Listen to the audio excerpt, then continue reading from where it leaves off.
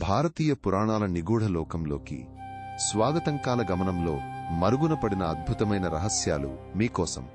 దేవతల శిల్పి విశ్వకర్మ దేవలోకంలో ఒక అదృశ్య పాఠశాలను నడిపాడని, అక్కడ కేవలం దివ్య శక్తులున్న వారికి మాత్రమే నిర్మాణ రహస్యాలు బోధించేవాడని కొన్ని ప్రాచీన పురాణాలు చెబుతాయి.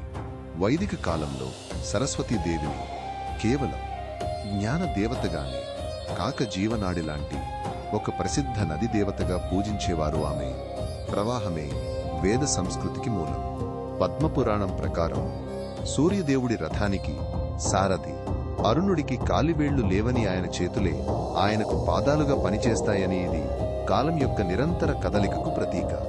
హనుమంతుడు సంజీవని పర్వతాన్ని తీసుకువస్తున్నప్పుడు ఆ పర్వతంపై ఉన్న ప్రతి మూలికరామనామ స్మరణతో తేజస్సును పొందిందని, అది కేవలం మూలికల భౌతిక శక్తి కాదని, ఆధ్యాత్మిక బలమని కొన్ని జానపద కథలు చెబుతాయి.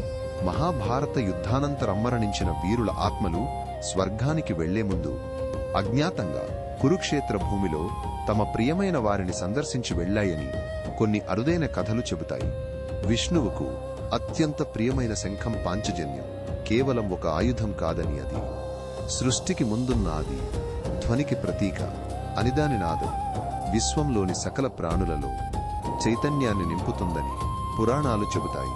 కుబేరుడు తన అపారమైన సంపదను కేవలం దేవతలకు, రాజులకు మాత్రమే కాకుండా లోకంలో నిస్వార్థంగా భక్తితో జీవించే సామాన్యులకు కూడా అదృశ్యంగా దానం చేస్తాడని, ఇది ఆయన కరుణకు ప్రతీక అని కొన్ని జానపద కథలు చెబుతాయి. ఆనందం అనేది కేవలం బాహ్య సుఖాల నుండి కాకుండా మనలోని ఆనందమయ కోశమనే అంతర్గత ఆత్మ పొర నుండి ఉద్భవిస్తుందని, దానిని తెలుసుకోవడమే నిజమైన ముక్తి మార్గమని ఉపనిషత్తులు బోధిస్తాయి. వాల్మీకి మహర్షి రామాయణాన్ని రచించే ముందు తన ఆశ్రమంలోనే భవిష్యత్తులోని లవకుశులు రామాయణాన్ని గానం చేస్తూ వినిపించారని, అది ఆయనకు ఒక దివ్యమైన ప్రేరణనిచ్చిందని చెబుతారు.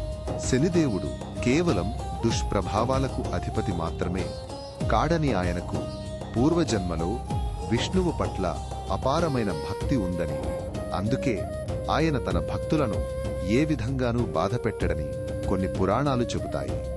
ఈ రహస్యాలు లోకంలోని ఒక అద్భుతమైన దేవాలయ గోడల వెనుక దాగి ఉన్న అత్యంత ప్రాచీనరుదైన చిత్రాల వలె వాటిని మనం శ్రద్ధగా పరిశీలిస్తేనే అసలు సౌందర్యం దర్శనమిస్తుంది. ఈ అపురూప జ్ఞానాన్ని మరింత లోతుగా తెలుసుకోవడానికి మా ఛానల్కి ఇప్పుడే సబ్స్క్రైబ్ చేయండి.